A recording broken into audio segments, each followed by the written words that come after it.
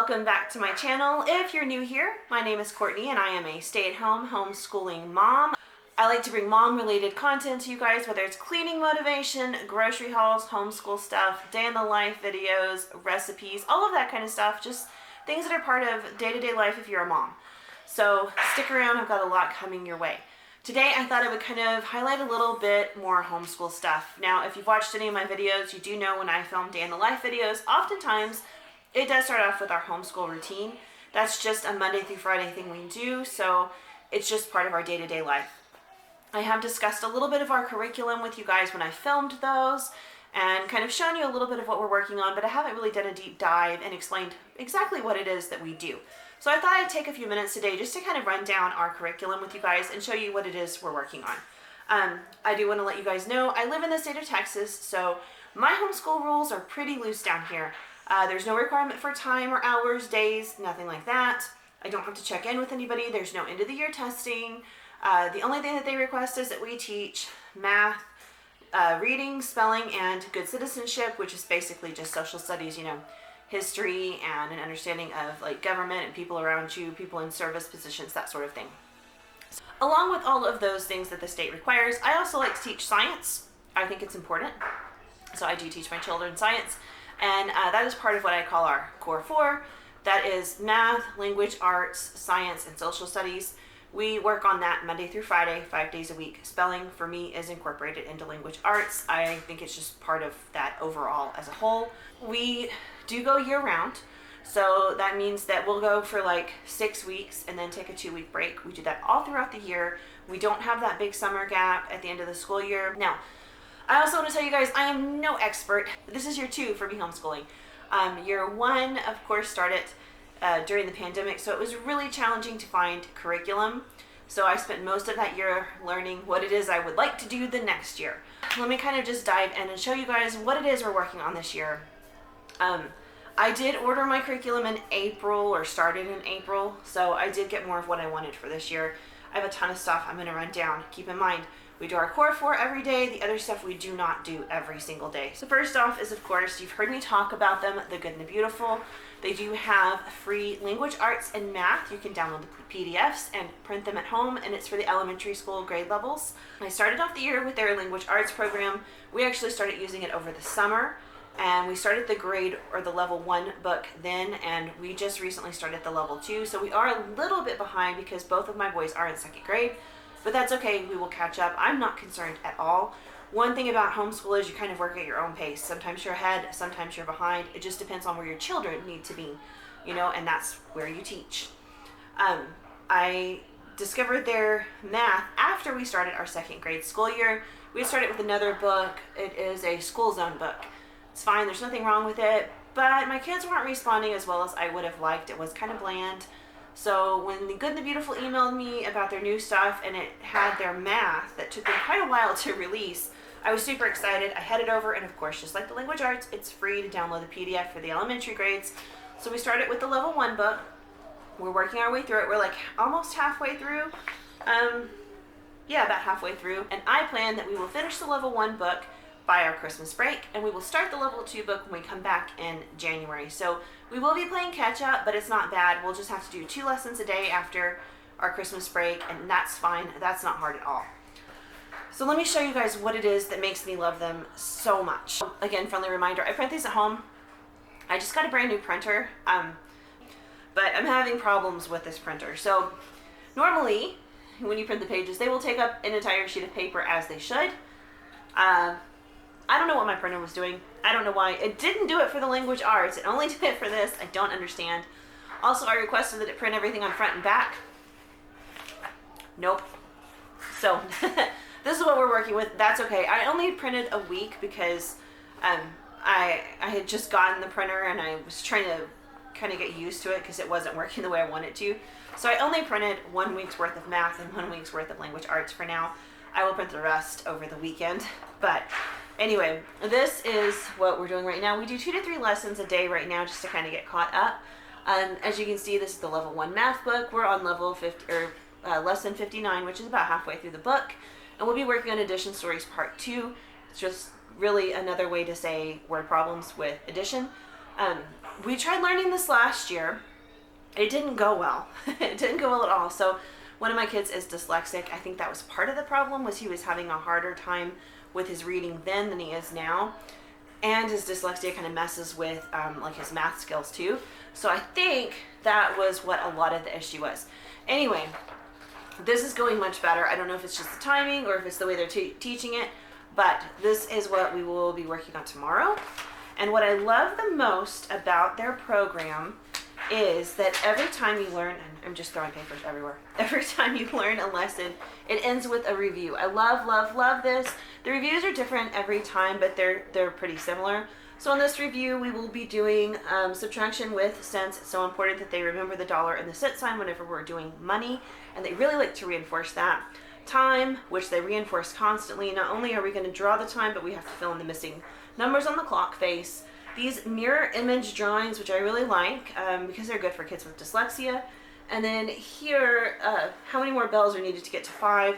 Really what this is building off of is they have sections on, I don't remember what the term they use for it is, but basically you look and you see, like, you know, as grown-ups, and we've done this for so many years, we don't have to count that there's 3 bells. We see it and just instantly know that that's 3. Kind of like we've all just memorized the faces on the dice. When we roll dice, we don't have to count the dots. We know what the number is because we recognize the 5. Looks like that. And it's just building off of that lesson. And I just can't remember what they called it. It was something new to me. But anyway, and again, then we'll move on to morning, afternoon, and night, which my kids are really familiar with times of day. So that's not going to be a lesson that's time consuming for us at all. Following that, we will have another review. As you can see, it's similar and different. We do have the copy the pattern. Over here, we fill in the missing numbers. We count by 5s right here. And over here is money. They do a lot of reviews with money, which is fantastic. And part of our review will also be this. We will do this maze. We'll have to solve the subtraction problems as we go. And the right answer will get us to the end of the maze. But as you can see, it's just a lot of reviews. And I like that because it's a constant reinforcement of everything we've already learned. We're using it over and over again repetitively and then building on it. And I think that's fantastic. Their language arts program works exactly the same. I'll show you that next. As I said, the Good and the Beautiful's language arts program works pretty much the same as the math. We learn a concept, then we kind of do some skill building activities that use both the new concept and a review of some older things. I think that's great, especially for some of these concepts like homophones and things like that. But like I said, we just started the level 2. So here's the lesson we'll be doing tomorrow. It's lesson 15, sounds of the double O, ooh, you know, soonest, sooner, stool, that sort of thing. We'll learn all of those. It recommends books that you read. I don't have all of the books because, again, I got the free download, and that's okay. I have tons of other books. We use our library. We do all sorts of things. And it immediately kind of jumps into our next one where we'll learn some more sounds, the WH, WR, EA, and OA sounds, and we'll learn about all of those in this lesson. I love the way, can you see? I love the way that they write the words handwriting. It makes it so much easier when we come across new large words for them to be able to sound out. That has been especially helpful for my son with dyslexia. And then we'll kind of do some lessons on it and then come to the review. Right here, as you can see, there's a homophone practice, which we do a lot of those. I think it's great, but it's always different words. This one is new, K-N-E-W, and new, N-E-W. Edit the story. We need to do punctuations. We need capital letters, that sort of thing. I think that's fantastic. And then we'll work on the spelling words for the week. So again, it's pretty similar to their math packet where you learn a concept and you do a review that builds on old concepts and brings them back so that you don't forget them. I think that's great. My kids are responding great to it. I really enjoy this program. And again, it's free. You can't go wrong with free. All right, so continuing on with our discussion of the core 4 subjects is science. This is a science book we're currently using. It's by Evan Moore. It's just Skill Sharpener Science, grade 2. I like the book. We've really enjoyed it, but we are almost done. We'll finish this book tomorrow. It has a lot of great stuff in it. It has hands-on activities in it. It covers physical science, life science, space and earth science, earth systems, and science and engineering. So it really has a lot of content in it. It starts out each little unit with vocabulary words. This is just page 1, so it's the very beginning. But it starts off with vocabulary words. You learn those words, and you have a reading section, which as the book goes on, these reading passages get a lot more in-depth and longer. Obviously it starts off a lot easier. Then you have some activities. There's a word play for every unit so that you use your vocabulary words. And then there's all kinds of different things like this that just kind of reinforce the lesson. You have to sort and all that kind of stuff. So I really enjoyed it. And then as you can see here, we have activities. So what you would do with these 3 balloons, and you would see the differences in them, things like that. So it was a lot of fun. Then we'll be starting this next week. The big science, 2 to 3. This is for grades 2 and 3. We'll finish this throughout the rest of the year. I will get something different for next year. And it's pretty similar. This one covers weather, seeds and plants, insects and spiders, reptiles, amphibians, birds, ocean life, mammals, dot to dots, activities at the end just to kind of have some fun with everything you've learned. You can actually stick them in the middle of the lesson. It does talk about that in the book.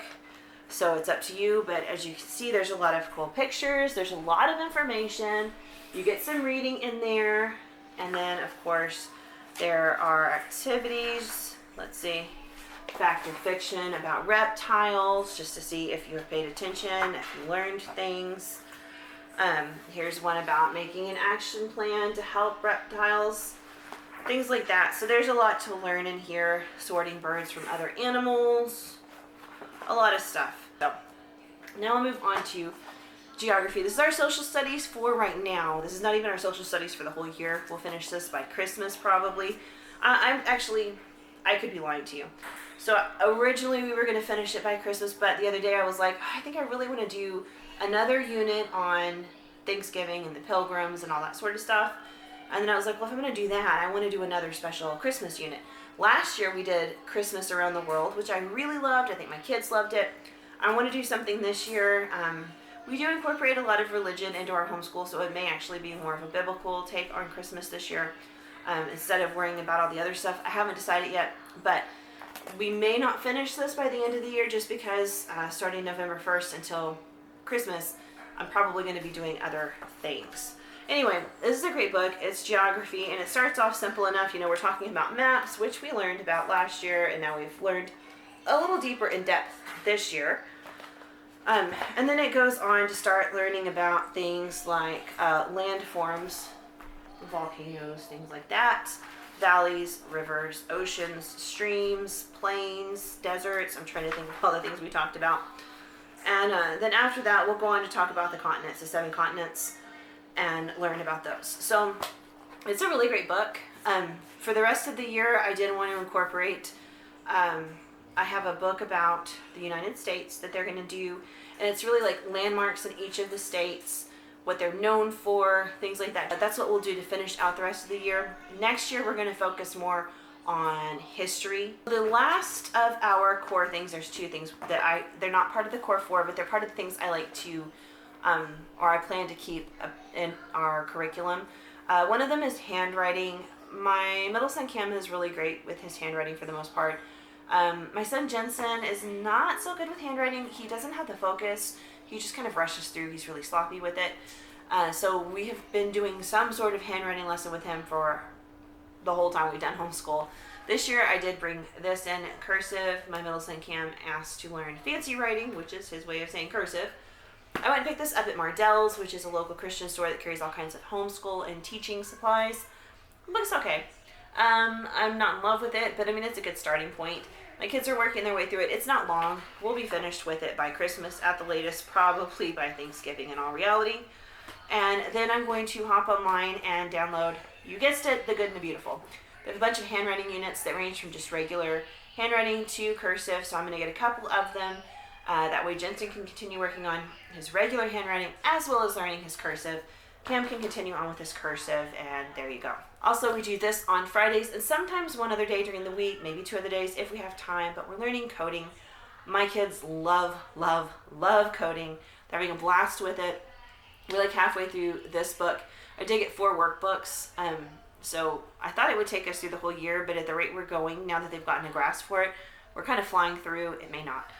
All right, so now I'm going to move on to the things that we don't do every single day, but we do often. First off, let me start here. I do keep things like this on hand. These are from last year. They're left over. I will go buy some more when we finish. These are our last 2. These are for the Dollar Tree. They cost $1 a piece. They're just supplemental things.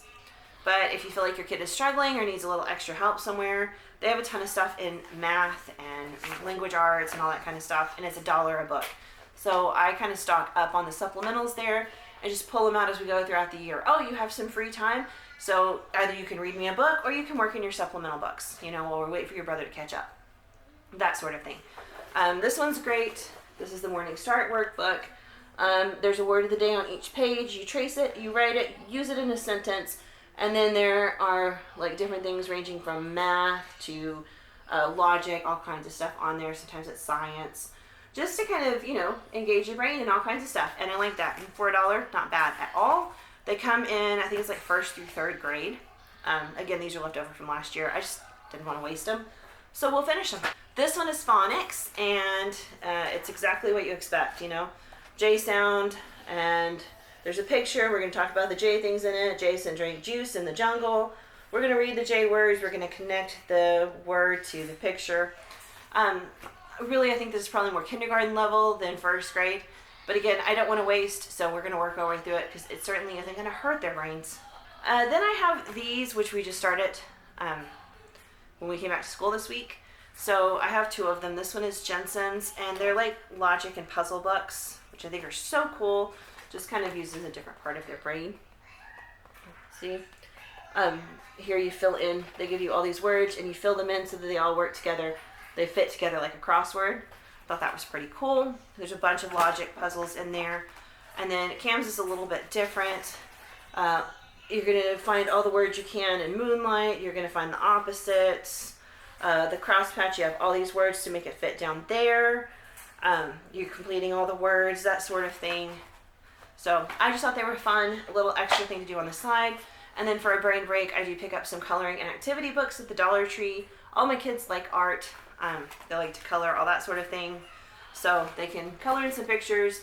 They can do a maze, whatever, just to give their brain a break for a few minutes. Sometimes we all need that. I mean, even as an adult, sometimes I need that. So the last thing I'm going to go over are our journals, and boy, do we have a lot of them. They're pretty great. I actually have 2 more over there that we haven't even started yet. We'll use them all throughout the year. But they're fun, and it's a different kind of learning. So first off is the adventure journal. This one, both my kids love. So you get like a picture, then you have 2 empty comic book panels on the next page. You fill them in to go with the picture, and then you write a story about all of the pictures together. And each page is different, so there's a lot of story writing going on in that book. But my kids love it, and I think creativity is awesome. Really just gets their brain going, so I'm happy with it. This is a spelling journal. Our spelling is not this. So I just went online and I found words that are for their grade level. And I print them out and I put them on their little stand for their desk. And we have a different set of words every week. That's like 16 words every week that we do. And Monday through Thursday, we write the words 2 times a day each day and read them out loud. Thursday, we take a practice test. Friday, we take a spelling test. Very similar to public school. They're just learning how to spell. For this, we use this like twice a week sometimes, but I use it more like, not grammar, more like vocabulary. It starts off pretty simple. Let me find a page they haven't done so it's easier to see. So you start off by reading a poem. This one's called Bake and Spell. So it is written in a dyslexia font, which is great for Cam because he is dyslexic. It's so much easier for him to read. But you read the poem, and then of course here it is again, and some of the letters are bolded. You trace over them, those are your vocabulary words, and then you'll fill them in to a missing poem there. So I'm just using this for vocabulary and a little handwriting practice. This does go on to do other things. Here's a hedgehog. We're going to color him, and then over here we're going to draw our own, and then we're going to search our house and find 10 8-letter words because hedgehog has 8 letters. We're looking for other 8-letter words. It's cool. It's a unique approach to stuff. So again, I feel like this is more of like a vocabulary book though, and that's what we use it for. Then I have this secret quest journal. And it's pretty similar to the adventure journal. There's pictures, and then we write a story to go with it. Just some creative thinking there. We don't do this every day. We do this every couple of days. But it works on handwriting, and it works on creativity, and I like that. Then my kids have everyday journals. This one is Cam's. This is All About Pets Minecraft Fun Schooling Journal. And this is really, it varies from day to day. Sometimes we're working on cursive letters. Sometimes we do a field trip or backyard science. Ours is generally backyard science right now, so they'll like draw it as if it were the cover of a book, and then they'll talk about what they saw outside. Jensen has a different book, but it is pretty similar. It's called Homeschooling with Pets. Alright, so his is pretty similar. His to-do list for today, things he has to work on. The backyard field trip page here. You know, draw the cover of your book and write about it. Or he does have a reading log. He has copy work, copy a paragraph from one of your library books, and then draw an illustration from the book, which he needs stuff like that, especially the copy work, working on his handwriting.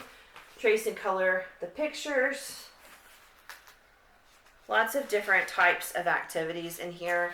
Watch a documentary and draw 2 scenes from it, or listen to some classical music, or to an audiobook, draw and doodle below. So just a different kind of thinking, a different kind of learning, but it takes a break from your traditional and kind of just gives them something a little extra. And then the very last thing we do, we just kind of do as we have time and feel the need, is we've just incorporated some art.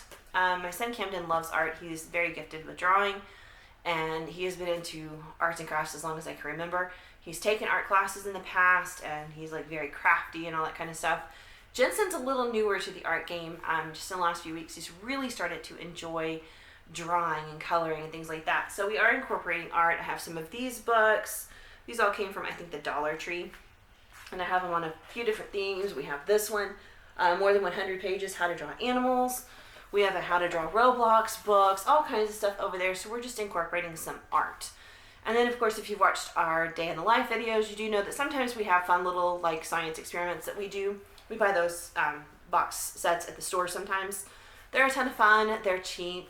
It's just something creative that we do with the kids. So, alright guys, so something I realized that I totally forgot to add. I think it's because, you know, normally I talk about this in my day in the life videos and stuff, but I forgot our morning work. So we usually start our day off doing our dyslexia stuff. This is from the thinking tree. It's called Dyslexia Games. Both of my boys work on this. Puzzles and patterns and games to challenge the mind. This next book is Learn to Spell with Art and Puzzle Games. Then it'll be a unique method of writing symbols, letters, and numbers for dyslexic students. And then Words Everywhere, Learn to Spell with a Scavenger Hunt for Active Kids. So each book is different, and you just kind of work your way through all of them. We're about to actually start this one. And really it's exactly as it sounds. It's different patterns and puzzles. So here they'll have to look at this and complete the patterns in each row. And I do have them kind of sectioned off here, but anyway, filling in different missing pieces of the patterns. And as you work through the books, they do, like I said, get more challenging here. They're going to solve a secret message here. This is more patterns that they'll fill in across this vase. And then from there, like I said, it does get more challenging. So this one is the Learn to Spell with Art. And they're just going to be coloring the pictures and transferring the words over mainly to start with. Filling in the missing letters. It isn't like typically challenging like schoolwork is. This is just more about changing the way that they think to help with the dyslexia. This one is just more about writing letters neatly. And then we'll move on to Words Everywhere, Learn to Spell with a Scavenger Hunt. And this book is pretty much the same all the way through, but the number of letters in each word changes. So like find 16 3-letter words. You just wander around your house and find them if you need to. And then as the book goes on, so you'll get like 4-letter words and things like that. But they're supposed to help with dyslexia, and I'm pretty pleased with them so far. This is the other thing I forgot to mention. We always start each day off reading a devotional. We read 2 stories per day. Currently, we're reading this book, Bible Force, the First Hero's Devotional, and we are about halfway through the book. We like it quite a bit. It's cute. In each story, they talk about how to be a hero, and they relate to different Bible characters that did heroic things. And like I said, we're just doing 2 stories at a time. This will not last us. We usually do about 3 to 4 books a year. I've already picked up our next one. It'll be this one, the Seek and Explore Devotions for Kids. This one is a little bit older than the other ones, and it has assignments at the end. So we'll read a story and then we will write about things. I'm really excited to do this one. I think it's going to be a lot of fun. See, like here, we're filling in some missing letters. This one's going to be a little more challenging, but again, I think it's going to be a lot of fun. That basically kind of wraps up all of the stuff that we do in homeschool. I don't feel like we do anything too exceptional. I do feel like sometimes I try to pack on too much. I'm sure a lot of you can relate to that. But I think overall, we're just like a typical homeschool family. We're just kind of like going along, wanting the best for our kids and hoping that's what we're giving them. So at the end of the day, that's what I strive for, and I'm sure all of you do as well. Anyway, thank you guys so much for watching. I love sharing this stuff with you. If you like this video, go ahead and comment down below. Give it a big thumbs up.